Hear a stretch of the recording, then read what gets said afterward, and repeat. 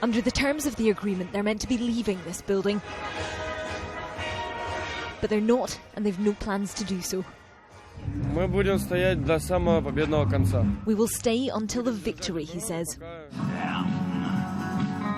This morning, new posters in spite of last night's deal. They say nobody there spoke for them.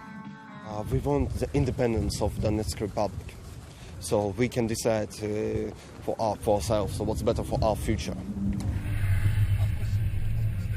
The checkpoint's still in place on the road into Slavyansk. In a tent next to it on Good Friday, a priest is delivering blessings to protesters and the message that right is on their side. We will defend ourselves with prayer. We will not kneel before our enemies. We will only kneel before God.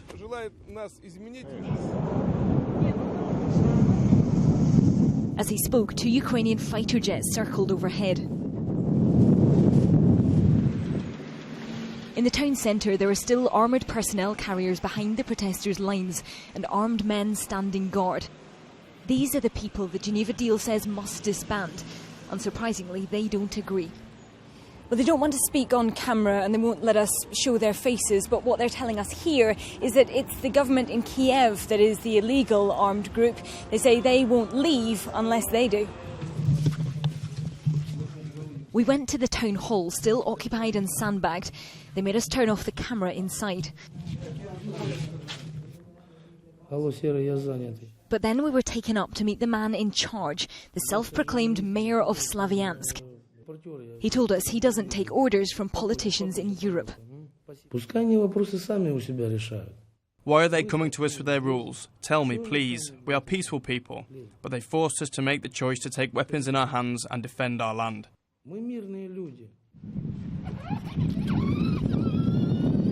But outside, for the most part, people are largely ignoring them, bringing their children to play. The authorities in Kiev say they must give up their weapons and go. Both sides are waiting for the other to blink first. Katie Stallard, Sky News, Slavyansk.